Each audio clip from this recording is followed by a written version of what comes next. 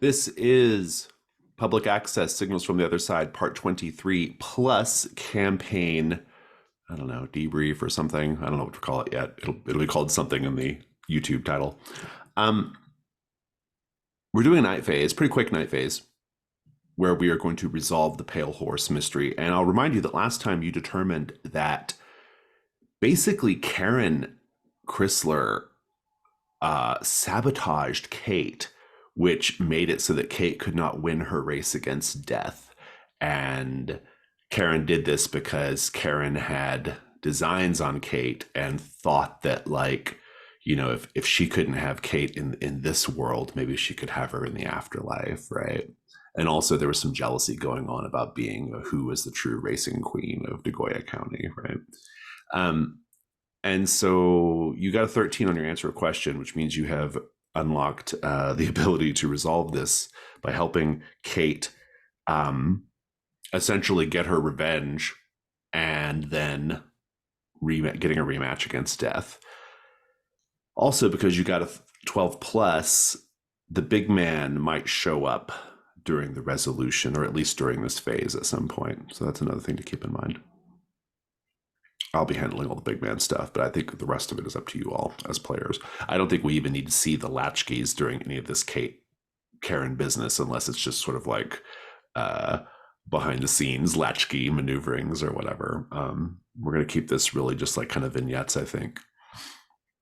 And so let's start off with the Kate and Karen situation. How does that resolve itself? What happens here? What happens to Karen?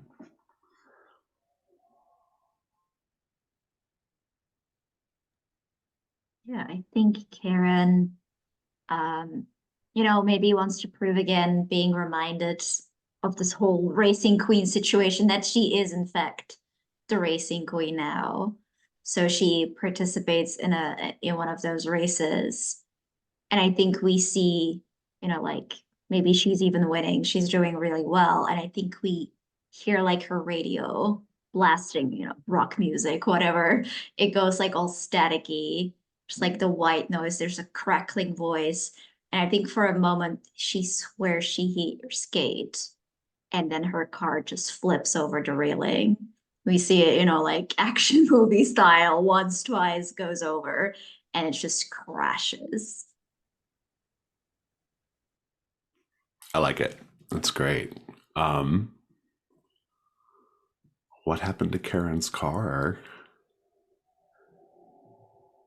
I said this off recording, but I think that I think it'd be fucking hilarious if it's like, oh, mysterious, is it death again? And then just later there's a shot of Ashley holding a sprocket or some mechanical piece that may or may not be from Who Karen's knows? car. Who Yeah, who knows? Yeah. knows? It's one of those things Possible. that's left unsaid, but we see it. Mm-hmm. That just leaves the race then. Depending on how this race goes, I think if Kate wins, well, per the mystery, you get access to a new move, which may or may not have too much valence, considering it's the end of the campaign. We'll find out. But I think more importantly, perhaps, is if she wins, she might get a chance to reconnect with Flo. If not, she may not. Right? I think that's maybe kind of what's really at stake here.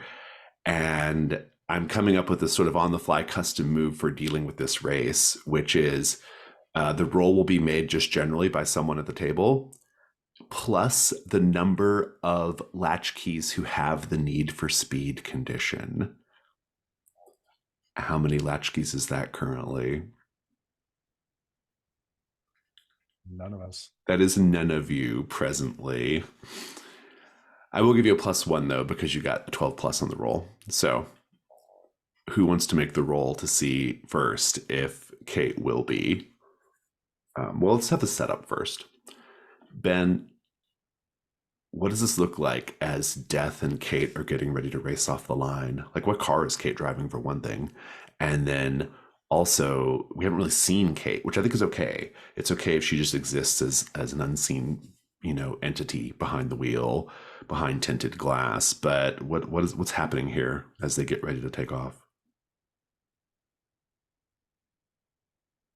I think for most people, if they were standing by, if they could see this, it would almost look like two patches of darker space on the road. But to people who are a little more tuned into the weirdness of this place, those dark patches are a little more clearly two just absolutely monstrous muscle cars. And of course, Death's is gray with black racing stripes, as we've established. Alex, what does Kate's car look like? Is she driving Flo's car or something else? Oh, I think she's driving Flo's car. That Okay. feels extremely fitting. Yeah. Which I don't remember exactly the details about Flo's car. It's That just we black. mentioned before. That's the Just main black. thing. Yeah, I don't remember what make and model it is, but I think there has been a slight alteration to the paint job. If anyone here has seen John Wick, like his car has those like white like lines on like the front, like those have been painted on there as well. And I think maybe there's a decal on the front that's just a crown. Oh, and the license plate is Queen. oh, nice, good. Steph, give us the first leg of the race after the flag is dropped. The flag is dropped, and both of the car's rear tires begin squealing and leaving tire tracks as smoke peels out from behind them. They race around the look at all of the locations, because I think they go through all of them, because that makes the most sense to me, at least. By the garage, by the power plant, by the overlook, all that stuff. Yeah. And eventually, I think when they get to the Crown Auto Repair, they are driving incredibly quickly past the thing. There are so many people sitting out front of the store waiting for the cars to come by, cheering them on. And I think that as the cars whiz past all of those people, they can very briefly hear Kate's mix blaring. Who wants to do the die roll? +1. I feel like it has to be Ashley, because like all of this has been, yeah, I was about to say like all of this has been you, girl. Okay, let's go. +1. That is a 10. 10. Very good. Oh, do I narrate how it ends? I'm just thinking how I want this to go. Everybody just take one little piece of the narration of death being beaten. You can kick off though if you want to, Jazzy. No, if somebody has something, please go first. I'm interested in the little details, like, gloved hands gripping steering wheels, things like that,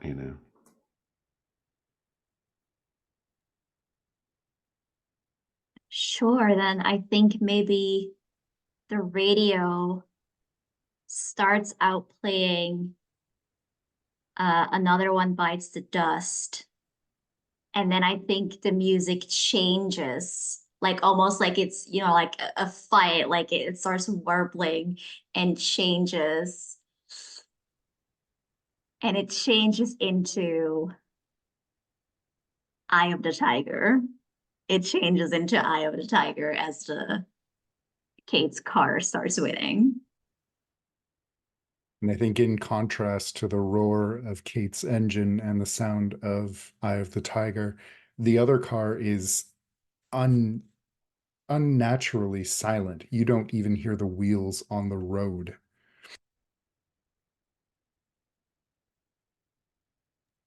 The exhaust as jets of flame occasionally shoot out as the engines rev and tear up against the tarmac.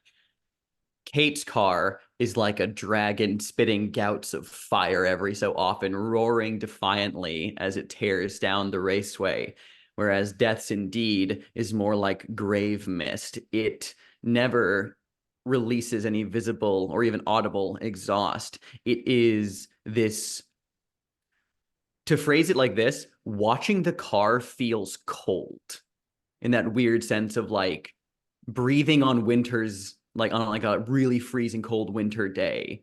You know, it's like that kind of fragility that just exists metaphysically around you is what it's like to watch this car race. However, the chill of the grave has no fucking chance against the raging hellfire that is Kate Burnside's engine.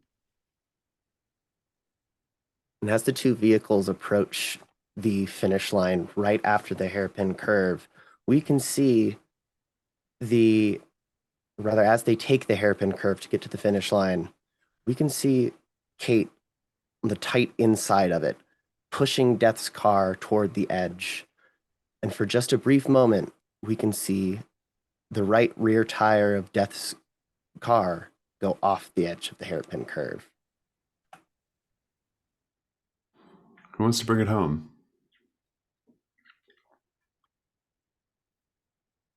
I think it's gotta be Jazzy again, right? Much Girl, pressure. this is I wanna your say this- mystery. I mean, Ben has a lot to do with Flo, so I don't know if we True. want you to kind of. I've Flo's got Flo. not I've there, got though. Flo covered. Don't worry about Flo. Okay. Then yeah, I think we hear like that roaring. We hear, you know, Eye of the Tiger playing. We see, it's almost like you feel it, like the simmering of hot air on a summer day on the asphalt.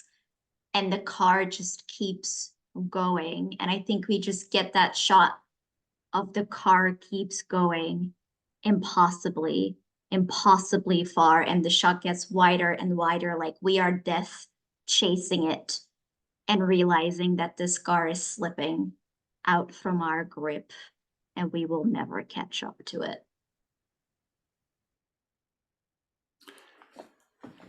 Sometime later that night, Flo is having a cigarette.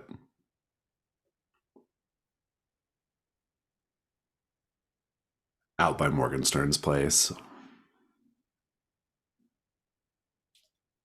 She sees some headlights coming up and maybe remembering what happened last time. But is then surprised to see that it's her own car rolling up,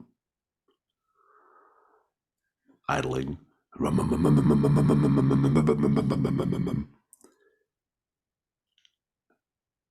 The passenger side window rolls down.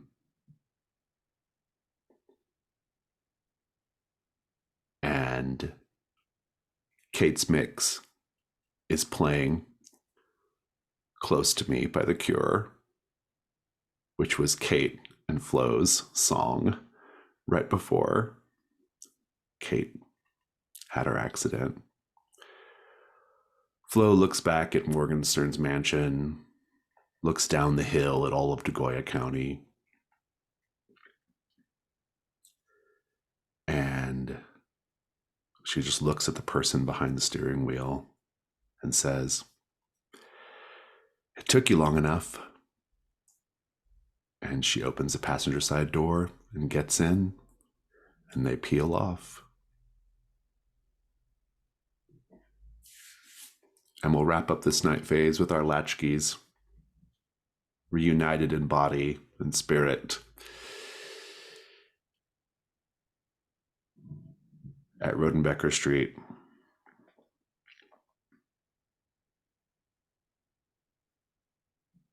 The scene is yours.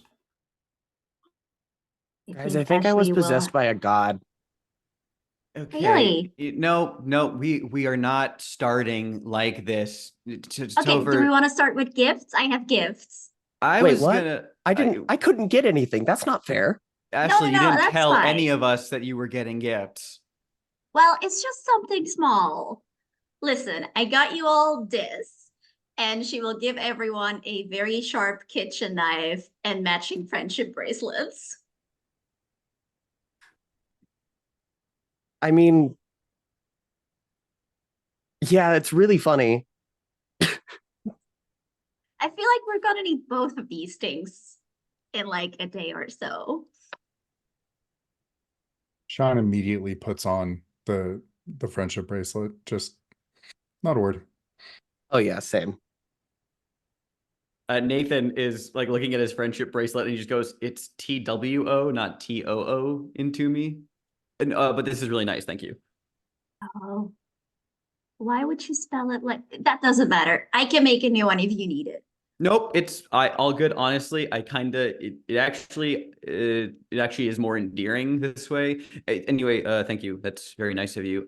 I also got everyone something, not like a gift. I just went by the convenience store and he just pulls up like some drinks out of the fridge, just cans of, I don't know. I like to think that at some point during this summer that Nathan has found out what everyone's personal favorite soda from their childhood was. And even though Sean also got, snatched away to the Chromatic Desert at one point, and I forgot about his existence, that I probably found out since. So whatever you think your latchkey's favorite soda is, Nathan is getting that out of the fridge. It's definitely an Arizona iced tea. How the hell did you get Pepsi Blue? It was hard. It was really hard. But I went to like 3 different convenience stores in Deep Lake. They had one in La Fresca, oddly enough. So It would be in La Fresca. It would be in La Fresca. Yeah, it was in La Fresca. It's got to be like 15 years old, and he just pulls it open, takes a swig. Nathan opens a can of RC Cola. At least it's not Shasta. Nobody drinks Shasta. Ashley's no. Ashley sipping on her Shasta like, nah, no one. So terrible. Okay, so can we go back to the God thing? Or are we? Oh, yeah. I feel like Topher should get to talk about it at least. I mean, I didn't really know how to break the tension, so I just kind of said something. No, I mean, it's true, but like, yeah. No, I figured that at least getting just comfortable and maybe feigning normalcy for about 20 seconds would be a good segue. So I think now we're in the place where you can bring up whatever you'd like to, Topher. Well, welcome back, by the way. I know I've said that like 3 times already, but it just welcome back, yeah. So I like ate 2 people. Okay, never mind. I'm gonna go upstairs for a bit. Yep. Yeah. What did they taste like? Nope. What's nope. human taste like? Do you what? I could tell Ashley while you're upstairs, and then Nope. Do whatever you want. Okay. All right. Well, it was in the Chromatic Desert, so it was kind of like staticky. Yes, but also like, have you ever had like pork katsu? Mm-hmm. It's like that, but greasy and also tastes like adrenaline, probably because I just killed the people. But that's a different story. Yeah. That's pretty close Actually, to no, what it's I the thought same they would story. taste like. It's the same story.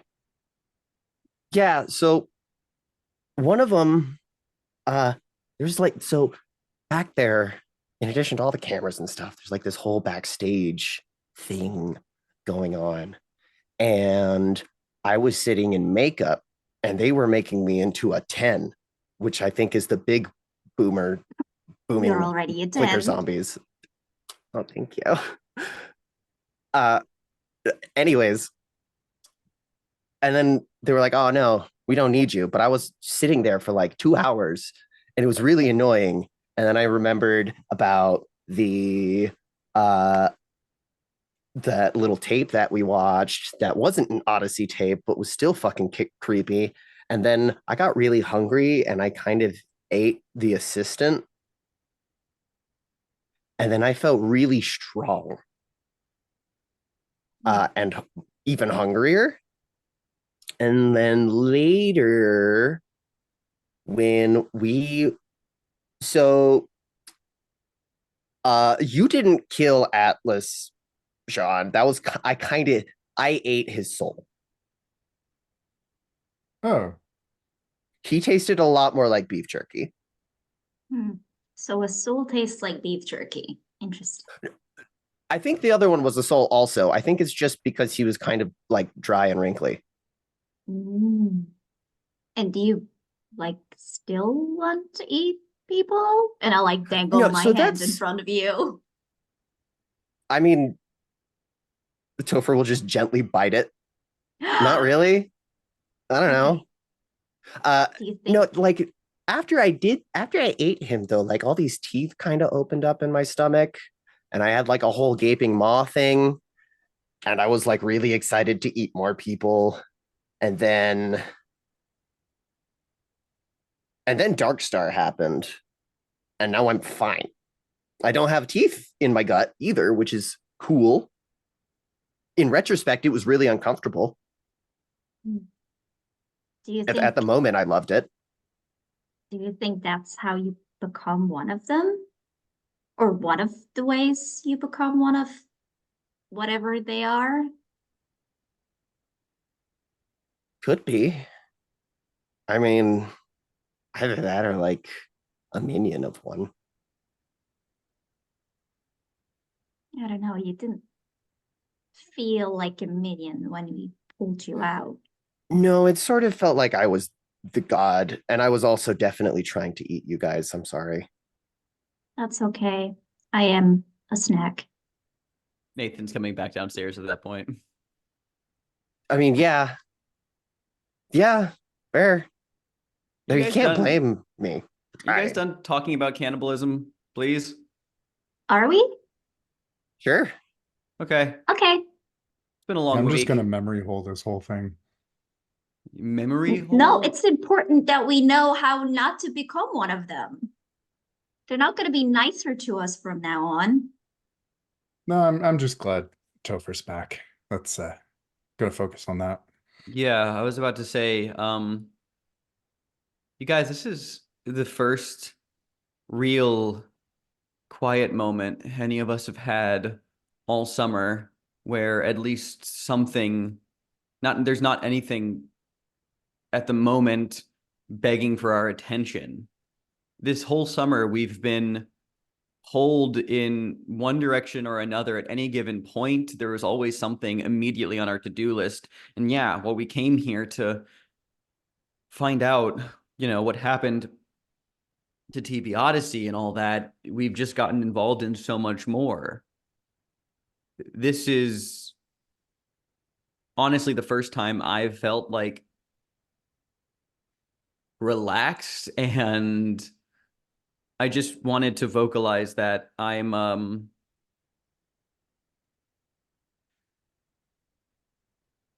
to enjoy this as long as it lasts, because I don't know what's going to happen in the next few days, let alone the next few minutes. But just for now, I just wanted to say that I feel like this is the first time since the day we all pulled up in the driveway and walked inside the house. And Sean, even though I don't remember you in that, I like to think I have imagined what happened since. I imagine you probably unpacked your kettlebells first. I know that you're kind of big on those from what I've rediscovered. Actually, I remember you throwing yourself into helping everybody else first while your boxes stayed in the car. Topher,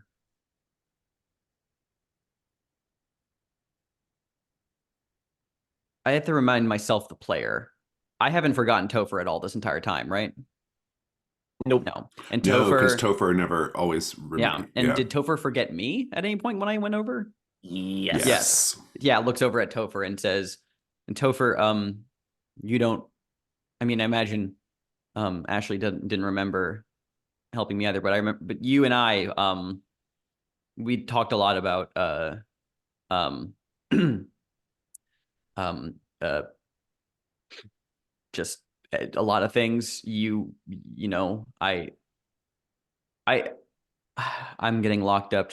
I'm sorry. I'm getting overwhelmed right now. This is just a long-winded way of saying that I really appreciate you guys and enjoy having a moment right now to just hang out and be friends again. You know how we should commemorate this? How? And Sean's going to hold up a VHS copy of Street Fighter, the movie. And he said, look, it's got Jean-Claude Van Damme as Guile. It has Kylie Minogue as Cammy. Come on. Come Like, on. wait, I forgot Kylie- about that. Yeah, Kylie Kylie Minogue. Minogue? As in like the Yes. Australian singer? Uh-huh. I think you mean goddess, but sure, I'll take singer. Let's go. I mean, I yeah, mean, I sounds haven't good to seen a me. movie without being in it in like a month or two. Mhm. This would probably be the Or best three. movie to be in if you had to be in one, but watching's probably good too. I'm Let's do it. so ready for that.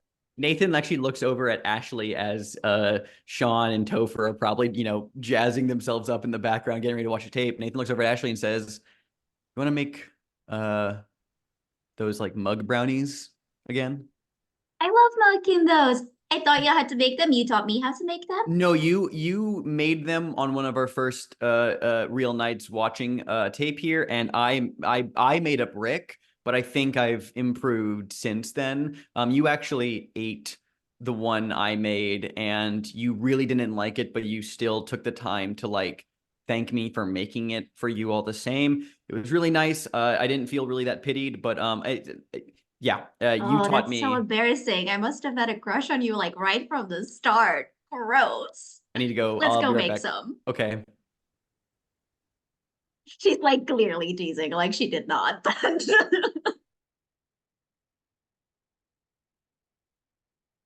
Upstairs,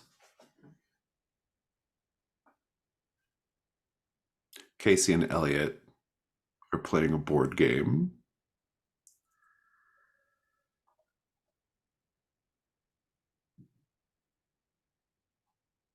They are rolling dice and moving their pieces back and forth.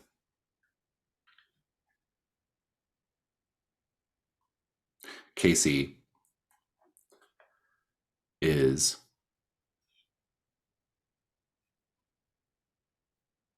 in his pajamas. Elliot is also ready for bed. And they're back and forth, moving their pieces around. Maybe you check on them at one point.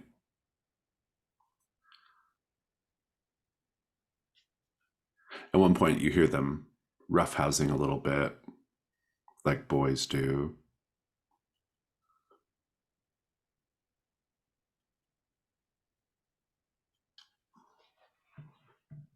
And when you go to check on them, they're not there. They're not there.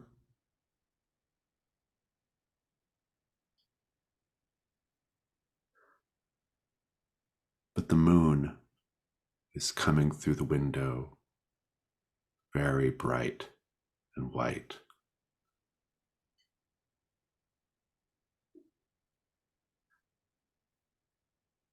And then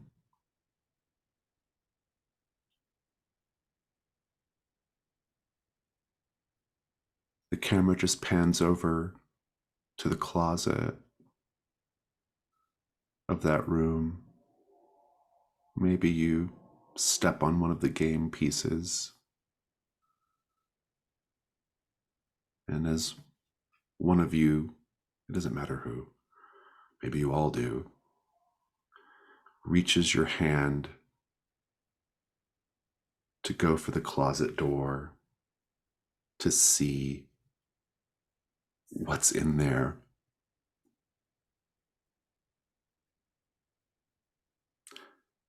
Freeze frame, and the credits start to roll.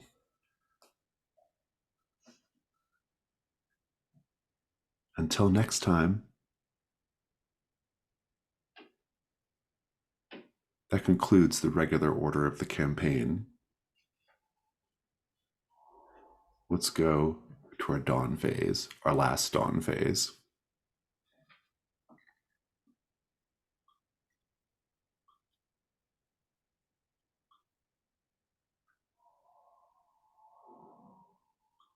The last time to collect rewards. Let's go find our reward sheet.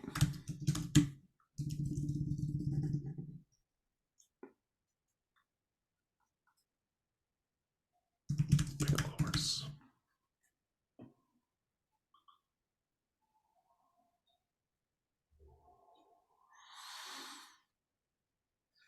I will clip these and put them in the chat and read them aloud.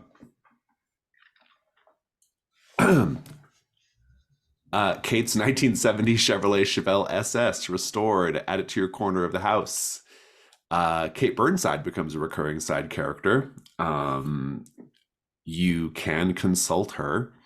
If you've marked the Fathomless Well, you get an extra clue on the meddling move when you consult her on matters related to the dead of Degoya County, and then 3 options for a memento from the investigation.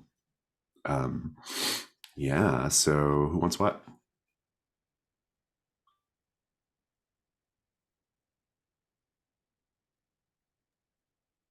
I'll take Kate, as I don't think it's gonna come up a lot, probably because it's the end of the campaign, but it might be a cool one to get like some final clues for, because it specifically deals with the deceased.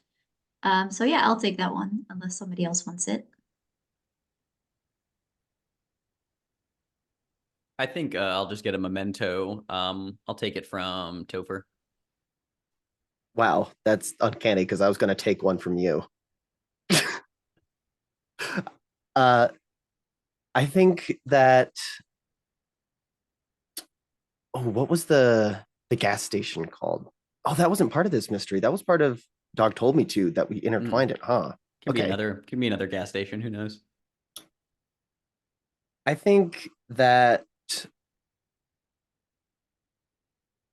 you have the original, like one of those crown statues that we described were in the auto repair shop. One of if the I'm what? Sorry, remembering the correctly. crown. Was there not a statue of like a crown that was made, I thought there. I mean, I remember. or I like don't just a remember. crown in general? I Whatever. You have the Racing Queen's crown. the trophy. There was a handcrafted tiara made of engine parts. Oh, that's what it was. Yes! Oh, fucking rad! I'll take that. Well, since Sean presumably lost access to Flo's car, I'll take Kate's. Car keys, at least. And what does Tote forget? I think you have a how do I phrase this? Because it was Death who made you fuck around with us, essentially.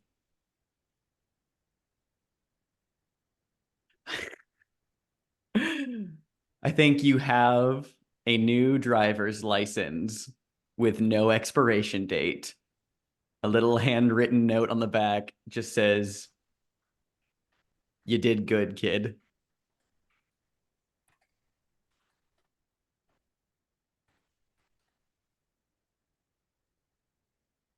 I love that.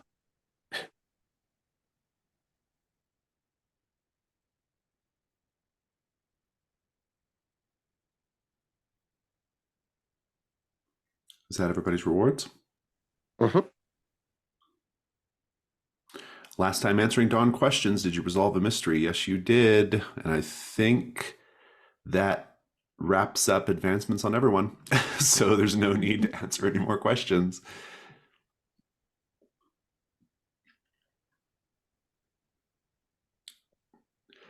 Do we have any unresolved key prompts? I don't think we do.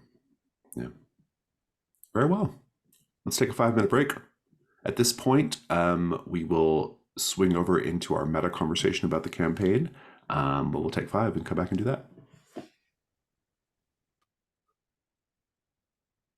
Okay, so at this point, we are going to have a discussion about the campaign up to this point, 22, 23 sessions in, what we think is happening in Degoya County, what we think some of these weird dangling mysteries mean, some of the things we've seen in the campaign, what meaning they might have, how it might connect your characters.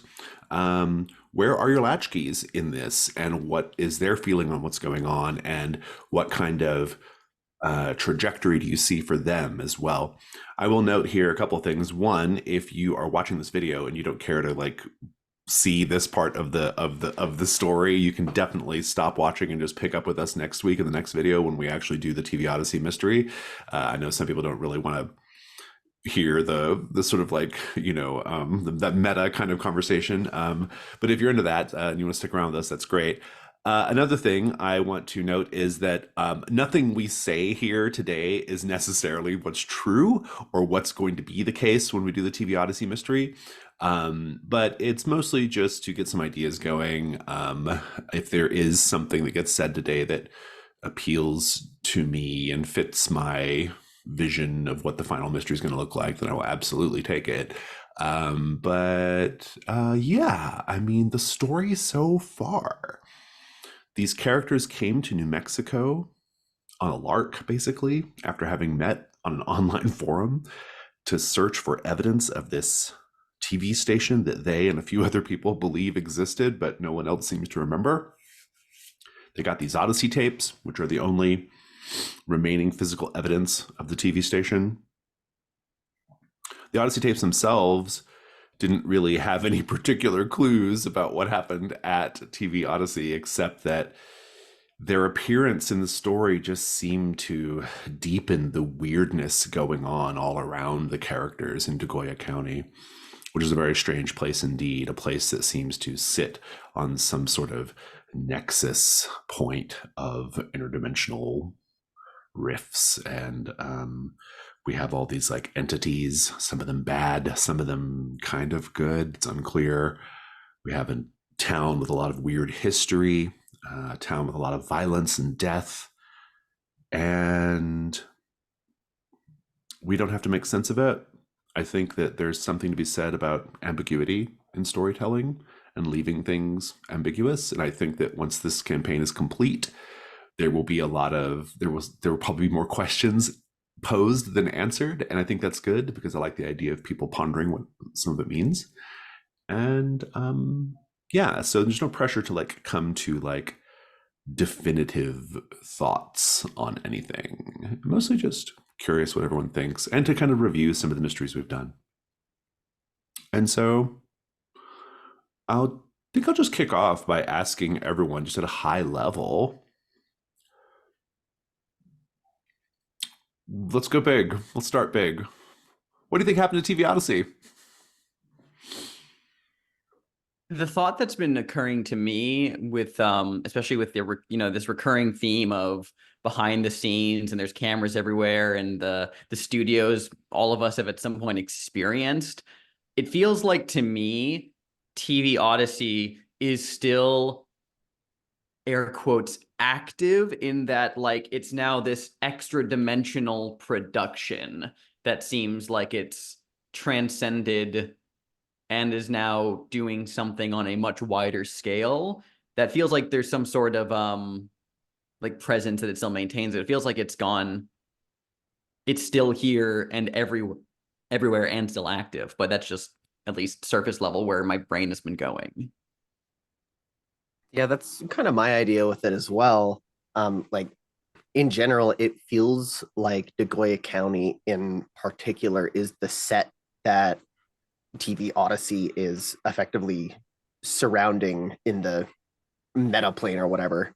And like the chromatic desert feels like the sort of the space between our reality and fully being within like whatever area that TV Odyssey exists in now.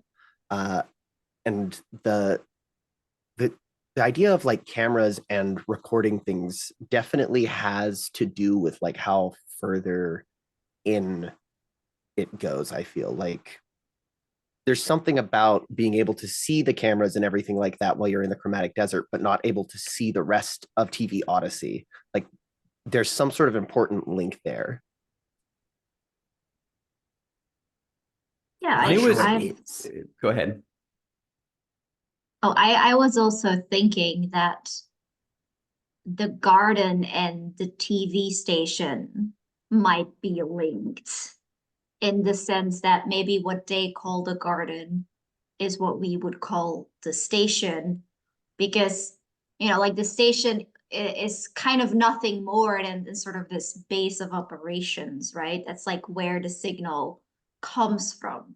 And in that sense, like the way that we have been talking about this garden, where, you know, the monsters are, where the production is in that sense.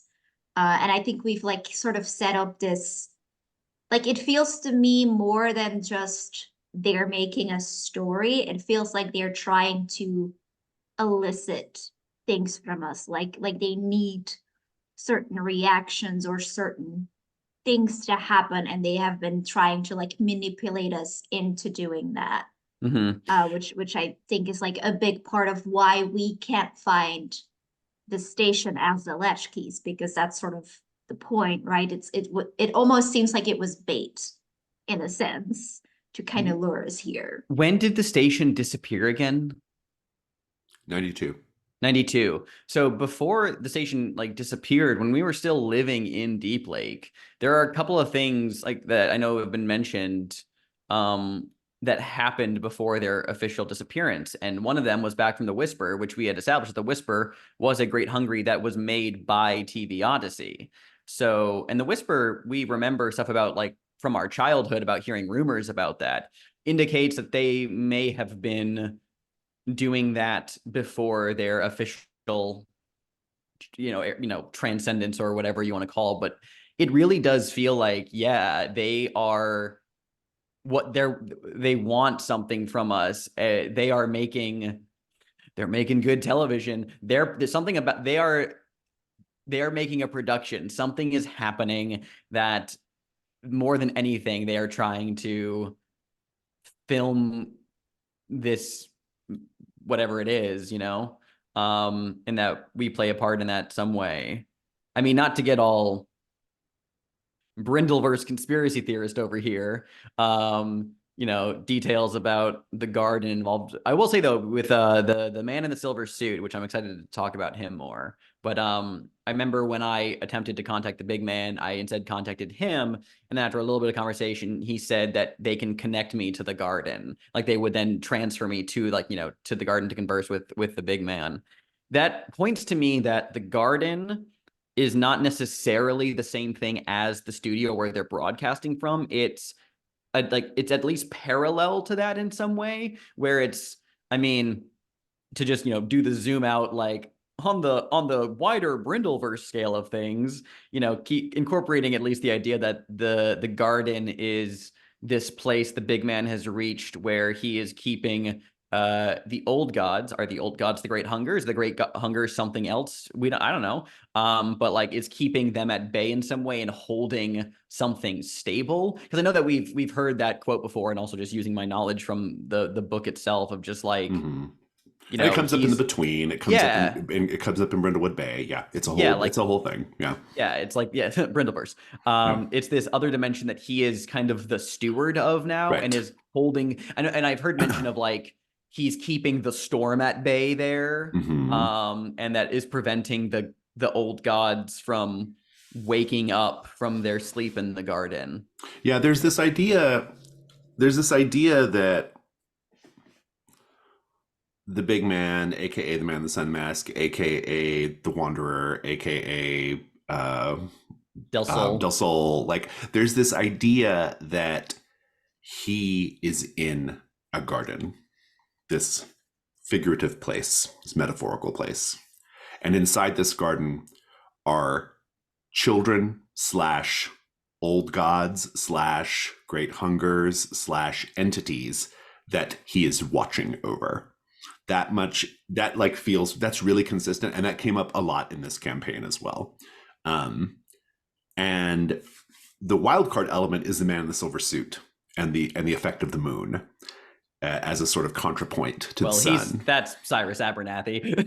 Well, I don't want to go that far to say no, that. no, I because, know. Yeah, but yeah. I Yeah. said that early on in the chat of being like, if the man in this, because originally, I like that you changed him into the man in the silver suit once we started talking more about like the moon iconography from the original like man in the gray suit. Just because I was like, what if that's the Cyrus to big man sun mask, and I've liked the connection isn't not as far as that, but I do really like the sun and moon incorporation into that dichotomy as well. I mean, it's interesting. Like, I find it really fascinating that the very beginning of the campaign, like literally in session 1, we see the big man doing a tarot card reading, and he pulls the Fool card, and he's pulled other cards in his tarot card reading since then, and the moon was one, right? You talked about the red moon, and so this idea of a tarot journey is really interesting to me. This idea of this garden where these entities are at is interesting to me. There's this ancient history that's referenced that did come up in this campaign, this ancient history of like how this ancient group of warriors or something called the Keepers of the Flame like kept the Great Hungers, but in this they were called Bone Wolves, not the Great Hungers, but it's the same entities. Kept them like at bay. They made some cosmic deal to keep them at bay. Like that's all stuff that's come up. And so this part of it feels really important to me. This idea of the garden of the Great Hungers being these sort of like ravenous old gods, this idea of the man in the sun mask somehow being like a steward of them or someone who watches over them. This idea of the storm is interesting. I'm curious what the storm is, the storm that he's trying to like burn away.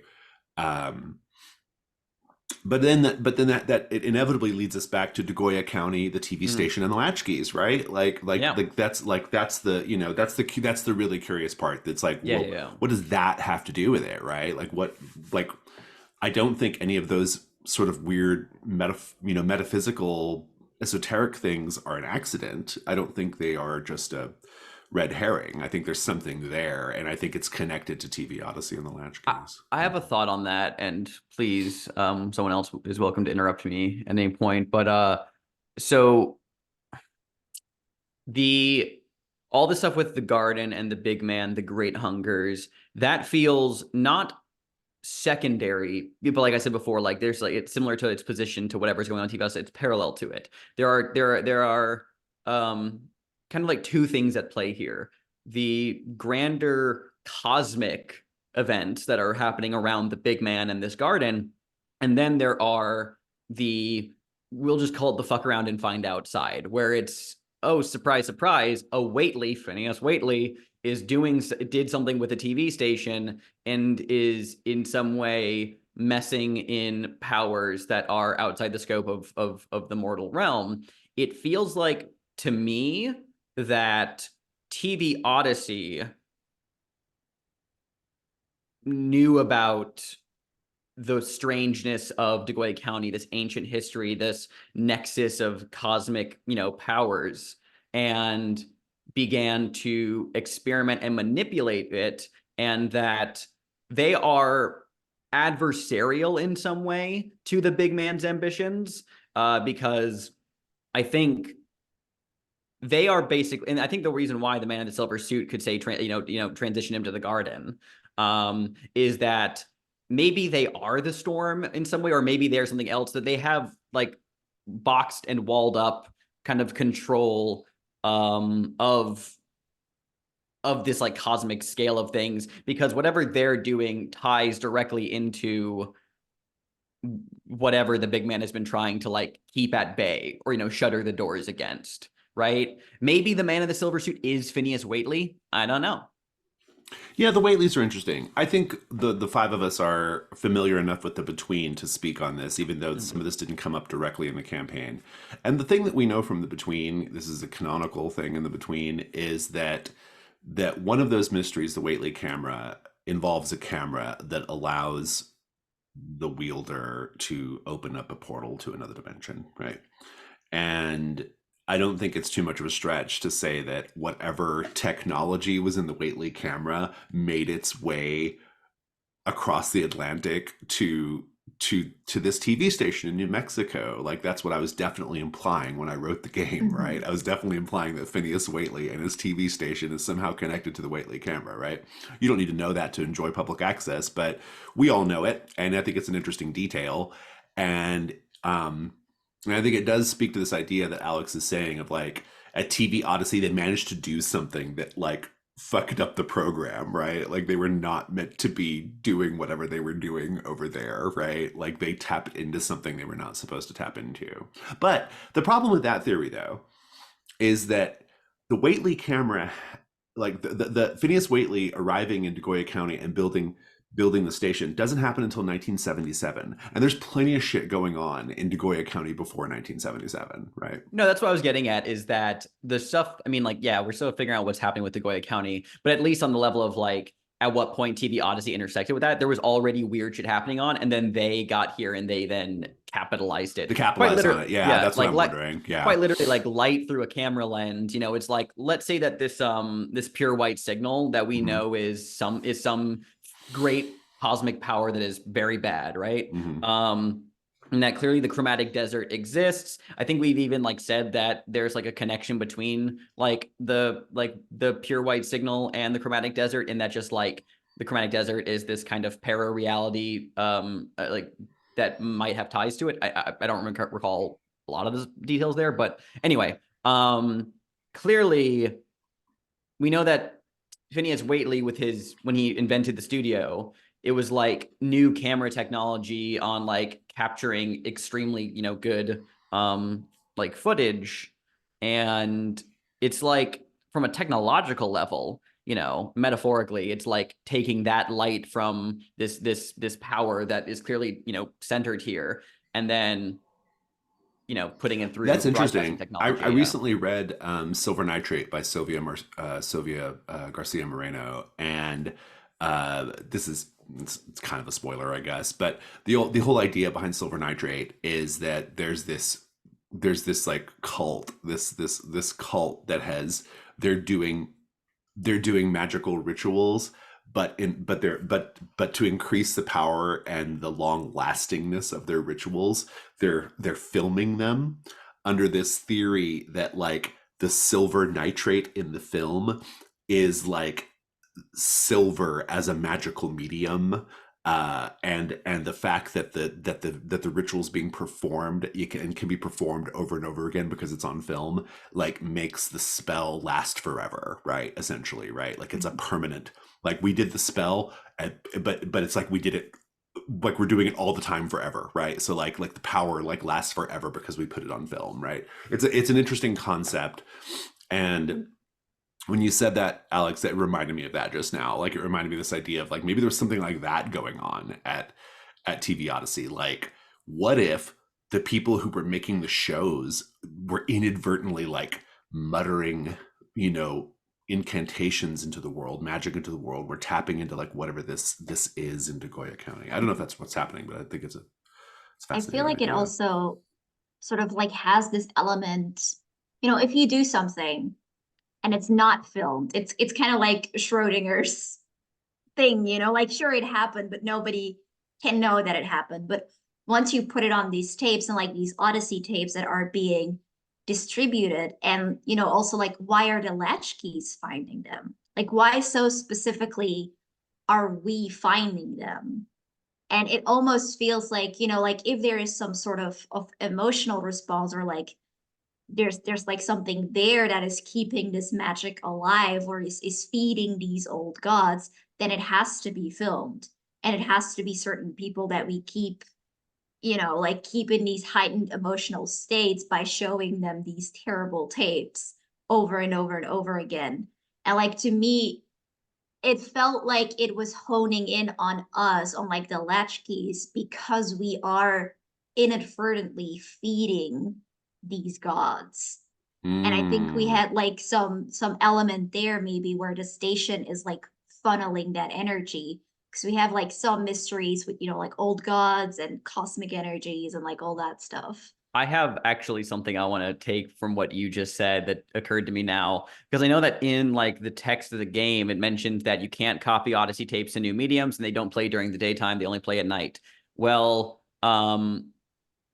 What if it's They're like clearly magical, right? clearly magical? Yeah, yeah. But to add like literally the meta element of the fact that we, the players, have been like narrating these Odyssey tapes and putting our own spin on them. That almost seems to me it's like, well, technically there aren't really any recorded programs. The Odyssey tapes are literally feeding from us as they're being indulged. What we see on them is literally, you know, because we, the players, are coming up with it as we go. The tapes are not pre-recorded. They are literally instances Oh, that's interesting. of being, you know, That makes a lot of linking with us sense. and connecting to us and That's going from interesting. there. They like, Like- spark into existence at that moment. Like, what would happen if the Latchkeys like watch the tapes again? What if they watch them in a different order? What if they watch them over and over again? What if they, you know, like what, you know, it poses this interesting question, because clearly the material on the tape is not like set in stone, because it changes depending on where you watch the tape and like what is, you know, like and whatever fictional circumstances are going on in the campaign. So the tapes are plainly like are the story of each of the tapes is not predetermined or set, right? It alters, it changes. And that also plays with signals from the other side in a really cool way, because literally as the Latchkeys kept watching more tapes, they started blending into their reality Yeah. more. Oh, Yeah. reality is straight up fraying apart. I mean, the big man has said as much, is that like reality is, you know, falling apart at the seams and that things are spilling in from it.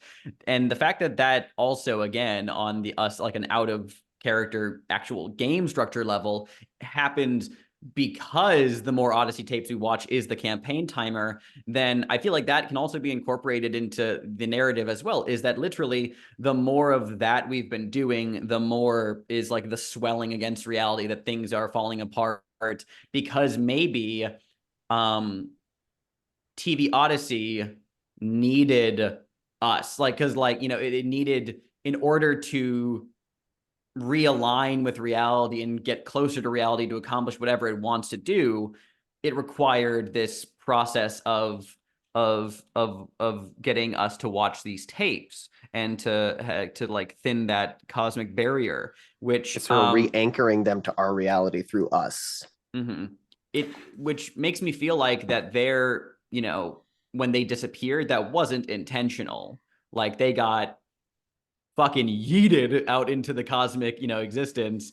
And I keep thinking about the fact that like there are other people in the world, clearly, you know, because it's the Odyssey forum, right? The Deep Lake Odyssey forums where we all originally met, where other people in the world know about these tapes and share these conspiracy theories. But the tapes have always been really rare. We're the only ones who, once we got here, we started experiencing them. I feel like in some way that there is an artificiality to the world where it's like TV Odyssey has been beckoning people. Like this has been created for, like, it's like either someone at TV Odyssey or some entity controlling TV Odyssey, or TV Odyssey personified itself is reaching out and trying to get people to respond and to do, you know, like it's all been, you know, the Deep Lake forums, like all that stuff, it's all like some effort to get the right group of people here to do a thing. I find that really fascinating. I think specifically because like, even though anyone can be on the Deep Lake Odyssey forums, it's like only not like necessarily specifically us four, but any kids from Deep Lake, anyone who was a child who watched TV Odyssey, that's a key component here. Is like, so yeah, like it's fun. It's interesting that like no other, like no person on the forum who didn't grow up in Deep Lake came on this trip, right? You know, like that's kind of interesting. So. I think that could also tie in very interestingly, and we have this tidbit of information about all these people in the school, and then, you know, like I think the school burned down, or they all killed themselves, or there was like some really tragic accident. What if they were like the proto Latchkeys? Like they were the test version. And then like either the old gods or Interesting. whatever is happening, they were like this isn't quite what we're looking for, or alternatively, the latchkeys find out like that's our faith, or like that's what happens eventually to It's latchkey interesting that kids who do Degoya County this. is completely fucking malignant towards minors, right? I mean, like, Mhm. like if you are a kid in Degoya County, from the 80s to the mid 90s, like Not a great time. it's not a good time. You're fucked. Yeah, like there's a good chance something's gonna happen to you, right? And I think that probably ties in with the whole like emotional bond. Like kids experience emotions so intensely because a lot of everything that they're experiencing is the first time they've ever experienced it. Well, now I wonder about. There's been a there. Well, first of all, Ben, do you have any thoughts on this? I don't seem like we've been talking over you or whatever, but So a couple of things that kept coming out of, or that I was trying to kind of synthesize into something, is that uh so all of our characters, like, we have had bad times. We have had very bad, dramatic histories to greater or lesser extents, different genres of drama even. We've got horror and family drama and like thriller and high school shit. And so it had me thinking about Saint Elsewhere. oh What no, not the if snow globe. not the snow globe, but what if we are the only ones who came back here because that's the story. Elliot in the That's closet with the snow globe, like shaking it up. Yeah. well, Literally thinking the same yeah, thing, Ben. Keep going. Yeah, I love it. kind of. What if this is happening because we've always been the characters who would do this? This is the TV Odyssey show. This is what TV Odyssey exists to broadcast to whoever it is that's watching. And I guess that's on a very meta level too. Like, our characters are doing this because they're our characters and we're playing this game. But that's the that was just kind of the idea I was Oh no, processing. I think it's right in the pocket in terms of the game's themes. I think like I don't know like how interested I am in doing the like it was all a dream, like kind of resolution, but I do think there's something. I think there are a few key interesting things that have happened that we have not explained, that have not been explained. Uh, Yeah, and I think yeah, less that it's all a dream, or less that it's all happening in this kid's snow globe as he stares yeah, at it, and more that uh, TV Odyssey and Degoya County are the same thing. It is the yeah, show. We yeah, got out, but we yeah, couldn't stay out. We had to come back because yeah. we have to see it through. Well, so this brings up a couple of interesting things. One, uh, who were all those people in lab coats that Nathan dreamed about? Because it didn't feel like a dream, it felt really real. And where was that weird, ideal, perfect town that they were calling the Garden that Nathan was wandering around in and talked to Big Man at? What is that? Like that's a big hanging like mystery, right? Like what is going on with that? It feels like the important part to me. Like whatever that was feels really important to whatever the resolution is, right? um and it makes me wonder if there is something going on at Deep Lake that is like there's an experiment of some sort. There's some kind of research. Like Nathan That's what I thought was he was thinking. Yeah. dreaming. What he actually did was he was awake. Yeah, Like he was actually like coming out of the Matrix for a minute or something, right? Like I don't know, but I had the thought early on, especially with the fact that the Whisper was created by TV Odyssey, that in kind of a similar way to the Silt verses with the Institute, is that TV Odyssey was not entirely just a studio. It was a cover up, for some deeper level experimentations on the weirdness of that can only be found here. I mean, like the fact that they were creating Great Hungers, it feels like to me that Phineas Waitley was not just an inventor who wanted to make really good television, but was also wanting to tap into these powers and running experiments and scientific kind of tests on this. How Yeah, relevant is it that it was a public access TV station? Like Phineas Waitley. Extremely. Phineas Waitley didn't make a TV station and then like order a bunch of scripts to make like scripted dramas and TV shows. No, he created literally just studio space for weirdos and randos to come in and record their It's- own shows. It's, you know, it's the exact same thing as us watching tapes. It's like it needs the external element of people bring things to connect to in some way. They bring the necessary. that feels really relevant, right? It feels really relevant that if we're thinking that Phineas Waitley was intentionally doing something, was not just as like what the fuck is the Waitley going to do with a TV station out in the middle of New Mexico? Like there's a reason why he would do that, right? And if we're thinking that there's some kind of like occult or research or some kind of like, you know, paranormal supernatural thing going on, it feels really, really relevant that the TV station is the type where people and the associated channel is the type where just random people get in front of a camera and do random weird seeming things, right?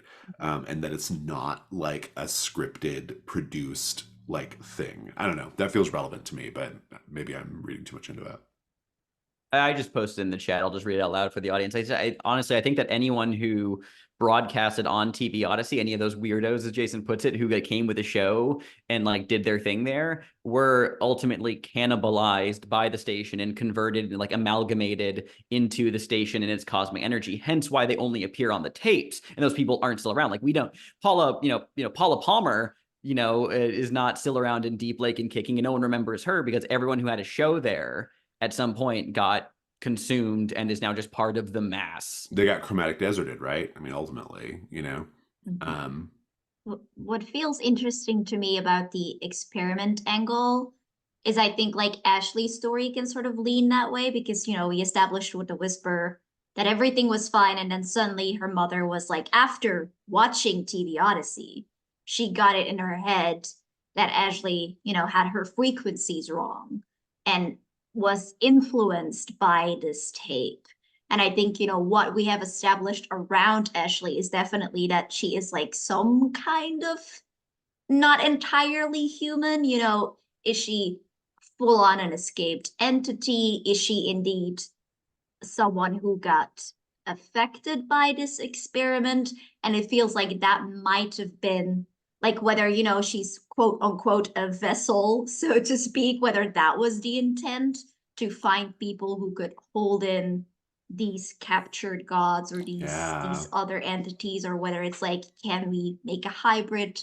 Like, what can we do with it? Like that feels, I think, very relevant with what we, and also I think with Topher, that you could be in the chromatic desert and not be forgotten, and that you kind of had like the ability to manipulate it and to do all these things with it. Like that feels like that experiment angle is really relevant to those two stories. And I think I would also like to bring up that we know that Sean had a brother who is possibly now in the chromatic desert and who could possibly, pop up or be maybe a lot more involved than we thought he is, because that was sort of background mentioned, but maybe he was, like one of the top dogs, right? We don't fully know that, which is something that we might be able to find out in the last session. I'm thinking that like, what if, and this is just like a thing that just occurred to me, so it's not really more fleshed out, but like this man in the silver suit is so strange, right? And so associated with the moon. And I know I said a little bit ago, oh, what if he's Phineas Waitley? But now I'm thinking, what if Phineas Waitley's just fucking dead and is gone because this guy, this man in the silver suit, is the counterpoint to the big man. It's literally night and day. He is some other, he's not a great Hungry. He's some other powerful entity that what if he's just taken over the operation? Like once things like he was already outside the bounds of reality. And once TV Odyssey fucked around, found out and got yeeted out in the, out there, he's like since taken over the operation, whoever / whatever he is. The moon iconography does feel like, well, there's clearly some connection and opposite to the fact that the big man is associated with the sun. Oh yeah, I mean, I think that goes without saying. I mean, I'm not. I'm with you, Alex. I'm not convinced Phineas Waitley and the Man in the Silver Suit are the same person. Yeah, no, I think Phineas Waitley is just. I think Phineas is long gone. dead, Yeah, destroyed. Yeah. I think he started something and it's beyond him now. Or it went away when TV Odyssey went away. That's another interesting question. Like, there's a really big part of me, since no one remembers TV Odyssey except the four of you, it makes me wonder. It really does make me wonder whether TV Odyssey ever existed, right? Like, was it ever actually a thing? Something just occurred to me. Was it like, something else that you all just interpreted as a TV station? You know, I just remembered that there was that little bit of weird history about, like, there was the fire at the senior prom, and then there was 86. also Yep. but then back in 1540, there was clearly that teenage kid in a prom suit who wandered came into a back and conquistador kick. yeah, that's a real which small leads me- detail, but it's a good one. Which Yeah. leads me to believe that there's something here with time.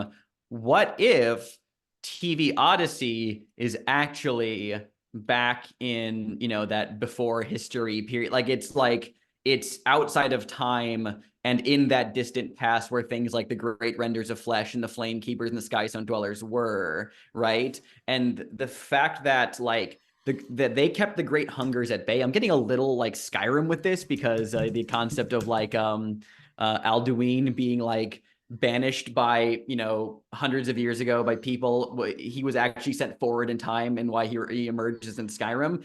The idea that, like, the great hungers we've been dealing with, they haven't been slumbering this whole time outside of reality and are drawn to it. They were quite literally yeeted through the cracks back then to I the like present. it. It's interesting. I want to read that Yeah. little bit of the I'm going to read that little bit of the TV Odyssey sheet because I think it's relevant. Let me find it real quick.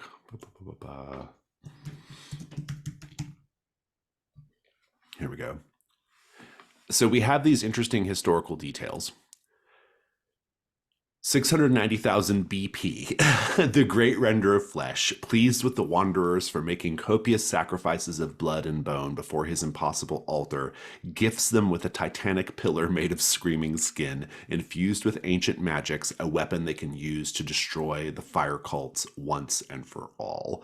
This is a historical detail that has been shared and feels really, really interesting and kind of relevant suddenly. And then, like hundreds of thousands of years later, the first pact is made between the Flame Keepers and the Skystone dwellers, activating places of power in the desert wastes that will keep the Bone Wolves and other great hungers at bay, so that no harm will come to the children, and that the people who would sleep at night again, dreaming the dream that's capitalized of their bright future under the watchful stars. And then we have this little detail like Alex picked out. 1986, we have the fire that kills all those kids at La Fresca High. And then, but in 1540, a conquistador has a little a diary entry that clearly seems to suggest that one of those kids from the 1986 fire wandered into their camp. It's interesting. It's very intriguing.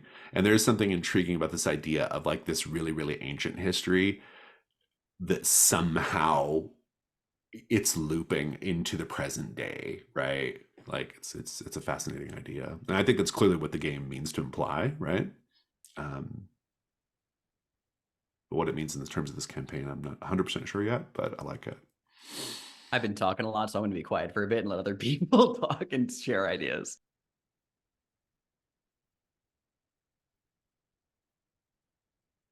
I drew attention to it in the chat, but the phrase there, under the watchful stars, I feel like there's something there. Watchful. Yeah, I would say so. With Yeah, all the with all the sun cameras and moon Well, sun and moon the cameras imagery. and potentially an audience. Oh yeah, that's an intriguing idea too. Yeah. Not stars, but mini cameras all over. Yeah, I like that. Or I'm also wondering if spotlight. there's like a connection between flame keepers, fire, flame, and like the literal like illuminated TV sets. Like if that is a thing. I don't know. Here's But all I will prompt this because I'm curious to see what people think about it. Because in that 28,000 BCE thing, it says between the flame keepers and sky sun dwellers, but then in 690,000 BP, the cults of the great render of flesh gave them that magic pillar thing to destroy the fire cults once and for all. Is there a connection between the fire cults and the flame keepers? I don't know. I mean, That's what I'm saying. Like, that's what I'm yeah, prompting. I don't Yeah. know. Who knows? I mean, it's really interesting. It is very, very suggestive, though, that there's something special about this land, that there's something that's been playing out for a long time, that Phineas Waitley either inadvertently or intentionally, I think intentionally, tapped into it using the metaphor of television.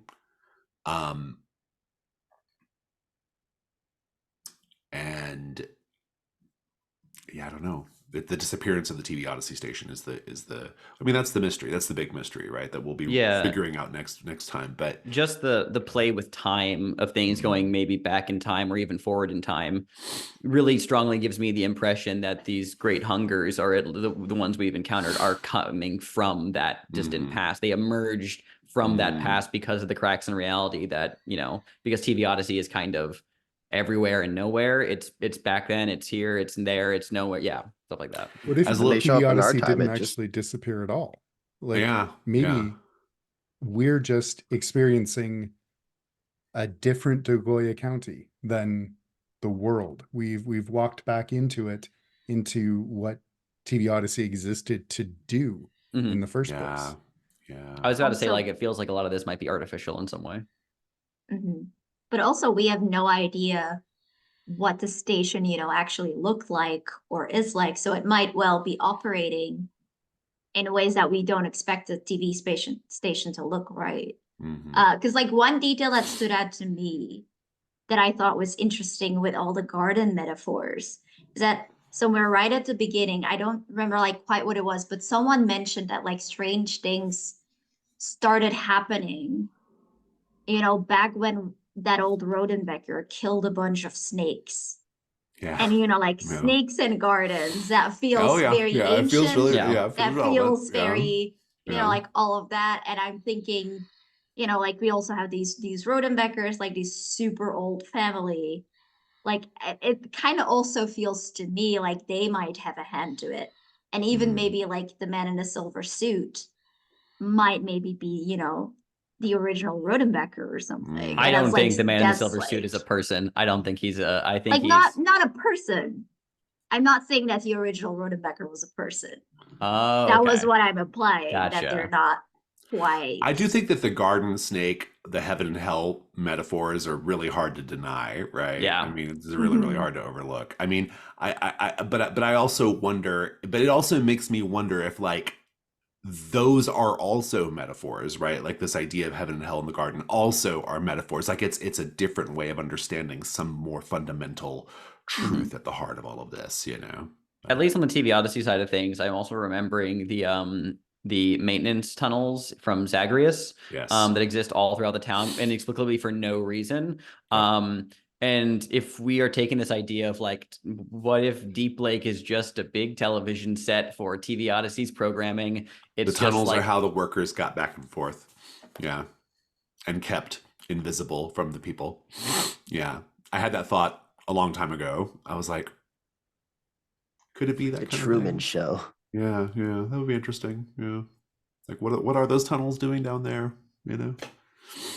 It's just how the cast moves around when we're not looking. Yeah. I mean, and the crew, like, they gotta be somewhere. So I mean, yeah, I like what Ben was saying. It's just like, what if TV Odyssey didn't necessarily disappear is like we are here. Like that is Yeah. the thing. They have been here the whole time because we are in their set or on their studio. The whole county That's kinda is what I just was the thinking. station. Whole of the Like county all of it. is this fractal splinter in actual reality, a bubble that they have because like they are Dagoya County is this like anomalous bubble in the world, and like we all came from outside the world, but like we were summoned back to it. It's like it was reaching back out to us to get us to come home and complete its what it needs to be done. Or we didn't actually come from anywhere. We I had was never been gonna anywhere say, else. This is Yeah. starting to give me like Stagtown vibes. True, we Where we were wake up in the car and think, I've just moved back to my hometown after my job in the big True. city. Oh, you've mentioned Stagtown, and now I'm all fully on board with that. Fuck. Well, I mean, like, And yeah, also because we've implied that we cannot leave again. TV Odyssey it kinda- opened before any of us were born. It opened in like the 70s, and Yeah. none of us were born in the 70s, which Or means you, that, or you might have just been born, right? Because, and I know that because like yeah, the station was 1977, and it's 2004. and Yep. and these characters are meant to be the age that I was in 2004, and I was Yeah. born in 1977. So Yeah. it's theoretically you were born when Mhm. when TV Odyssey was born, Which thereabouts. again is like is pointing to the fact that like yeah, no, shit. Yeah, Oh, if this is the first you've heard of Stagtown, Ben, I never heard of it either. Yeah, I don't know what it is. have fun, Same. buckle up and read Is it. it a movie kids. or a show or It's book? a webcomic. Oh, okay. Yeah. Mhm. It's very good. Well, I feel like we've made some good progress here. It's been a fascinating discussion. I hadn't been thinking about the tunnels recently, and I think it's good that they came up because the tunnels also I feel like the tunnels have to be part of this, right? Like you don't just build a massive network of tunnels that serve no purpose under a town, right? like they're not connected to any utilities. There's no immediate, like it even says in the mystery, who knows what these tunnels are for. I find it really fascinating. Yeah.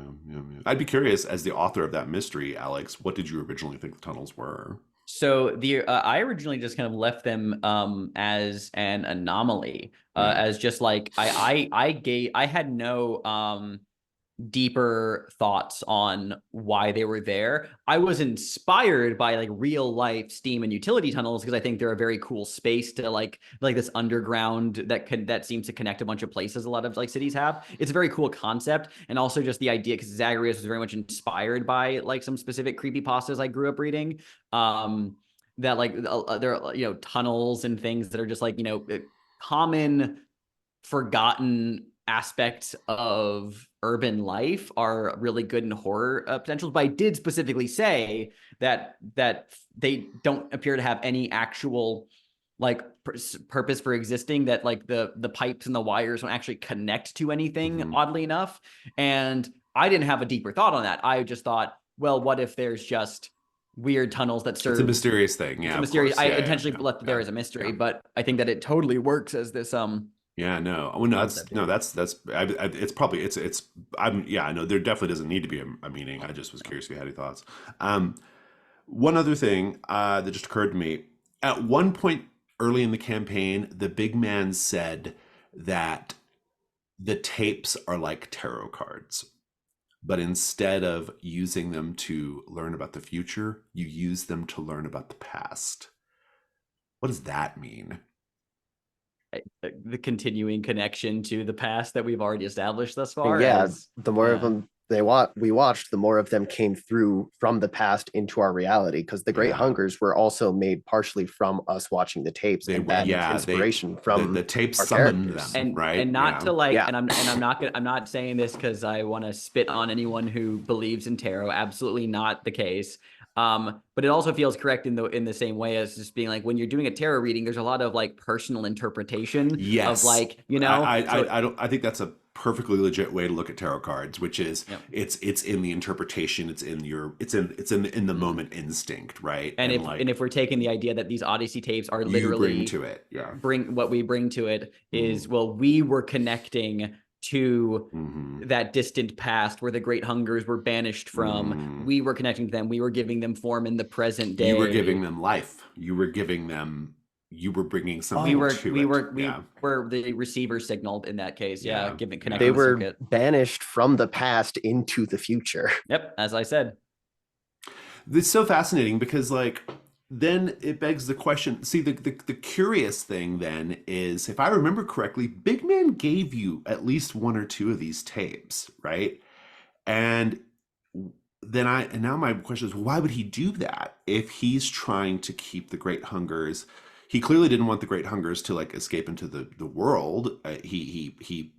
Although he did kind of meet them at the cave and say, "Well, do what you're gonna do." I think Like, it was an inevitability. I mean, because like you can be against something happening, but he Mhm. may have just been doing it because he knew to accelerate it. to accelerate it, and yeah. perhaps that the only way that, you know, because as he was like literally falling apart, which that's an interesting question. Like, what the fuck was happening to the big man before before he turned into the big sun-headed guy? Like, what was Mhm. that all about? And I'm thinking like there could have been an aspect of like, well, with the approaching inevitability, it may have just been a gambit of like, you know, these four might be the key to actually putting a stop to it. So got to put them on the right track, even if it leads to, you know, disastrous results. Like just speeding up something that was going to happen anyway. Yeah. Mhm. Or they were always going to get loose. He just made sure we were here. Yeah. Mhm. Yeah. That And we you were can the put, ones and that can got put him. some frame around it, right? Mhm. Like I'm sure the Great Hungers didn't want to manifest as, what were some of our forms? Dolores Leo? Rodenbecker. Dolores Rodenbecker. Rodenbecker, yeah. I- yeah, You like, don't think they wanted to be Leo? yeah, I- well, that's what I'm yeah. saying. Yeah, like I'm sure they I don't didn't have know. that in Leo mind. seemed like he was Yeah. having a pretty good It was a time. great time. Yeah. You know, I remembered that The there's Wolf King also loved it. there's Yeah, I the remember, Wolf King was all here for it, yeah. yeah. Oh my god, fucking the Wolf God. Still technically out in the world. Still Never out dealt there. with the Wolf Yeah, King. Yeah. still out there. It's fine. He moves to Hugo, Minnesota, and opens up a Yeah, restaurant. exactly, But I think I just remembered two things about the big man. One, that there's the little history about he first appeared in Nagoya County in like 1933. But also there's a quote from him I remember from the book about how like he wandered for so long he forgot why he was wandering or where he was wandering to. It feels like to me, as part of his ultimate mission, he knew that he was going to meet us, forgot why, and just showed up here really early because he just forgot. Like he ended up here being like, well, he's supposed to be in Nagoya County, and then it was like 70 Oh yeah, years. and it makes sense because he probably Right. has a different perception of time, Mhm. right? Like to him, 1930 is the same as 2004, relatively speaking, right? It's like, And assuming that Or he had maybe said, like literally is the same thing. If Yeah. time is well, not that's true. moving That's for true him the way that too. it Yeah, moves yeah. for us. I do like the idea though of him like just kind of, generally getting in the neighborhood of where he needed to be. Like Mhm. 1933 to him though is the same as like yesterday, right? Like he just got yeah, here a day early. Yeah. it's very like he's like removed from time in an interesting way. It's funny because he did mention how he like recently beheld a red moon. And that's like, well, that's Ghosts of El Paso. Is recently like, did he witness the 1881 Wounded Knight? Or Yeah, did he, like 3 days ago in Mhm. his relative experience of things, it was in the 1800s. if my right? math, or is it like from the 90s? If my math of the Wounded Knight's correct, but either way, if he's outside of Also, time, El Paso is not far from Nagoya no, it's County, not right? far. They're probably It's like not 100 far. miles, right? Like Mhm. if even that. So yeah. yeah, Jason, not Very that it's necessarily relevant to this campaign, but I'm just curious as the writer of all these things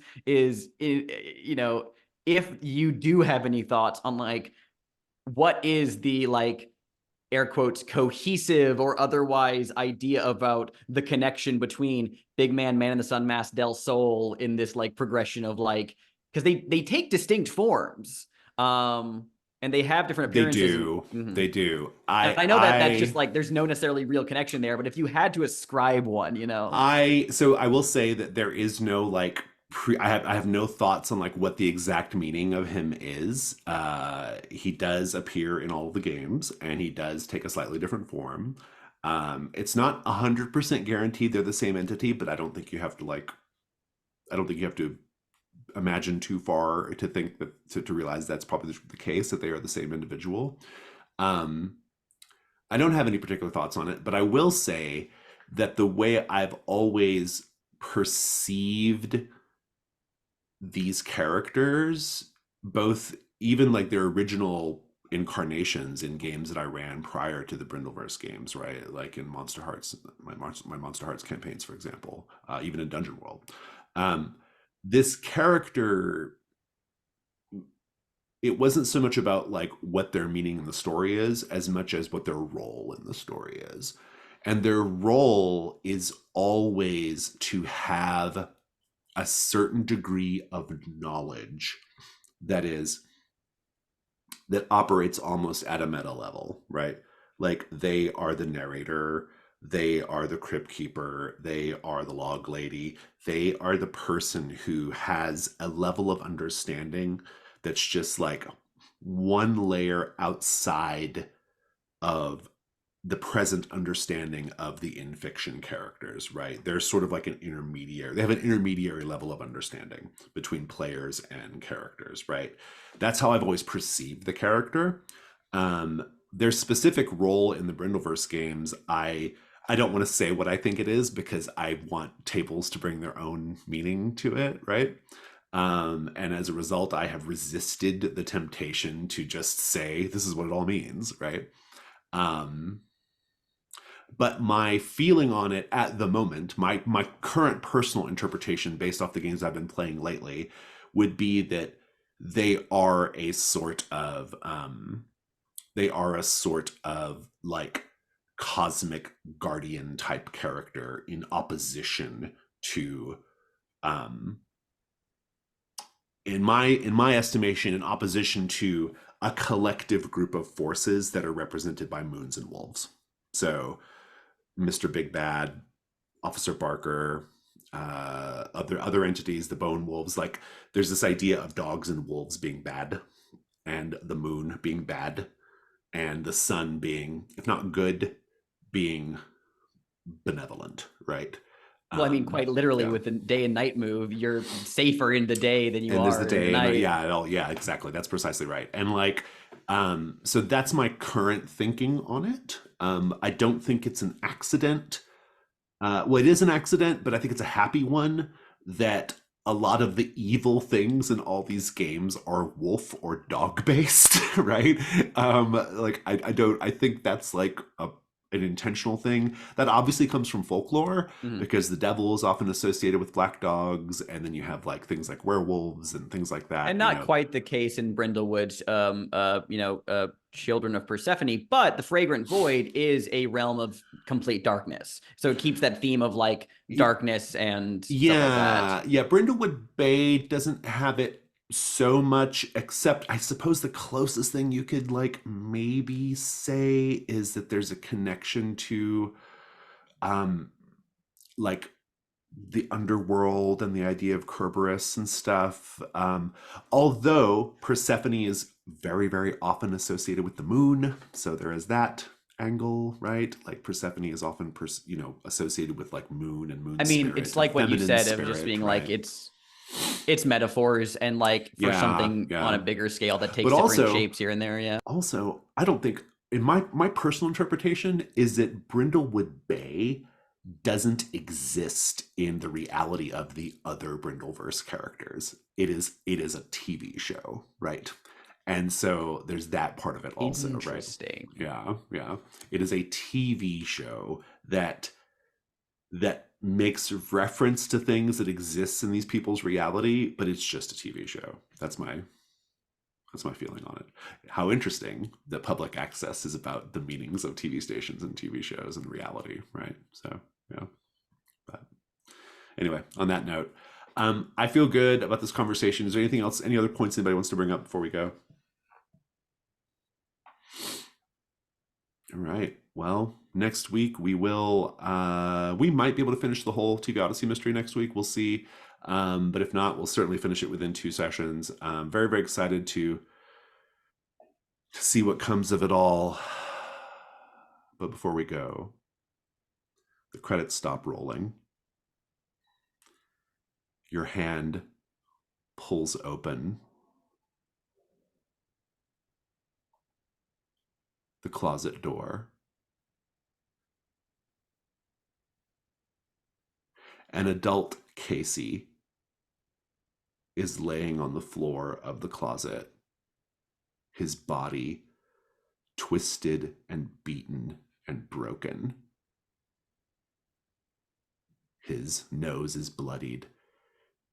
His head is turned and twisted in an unnatural way. You can see bruises swelling up under his tattoos. One of those tattoos looks awfully familiar. And then you hear another voice behind you, an adult voice. Do I get to go to the garden now? And with that, we will pick up for the finale. Bye, everyone.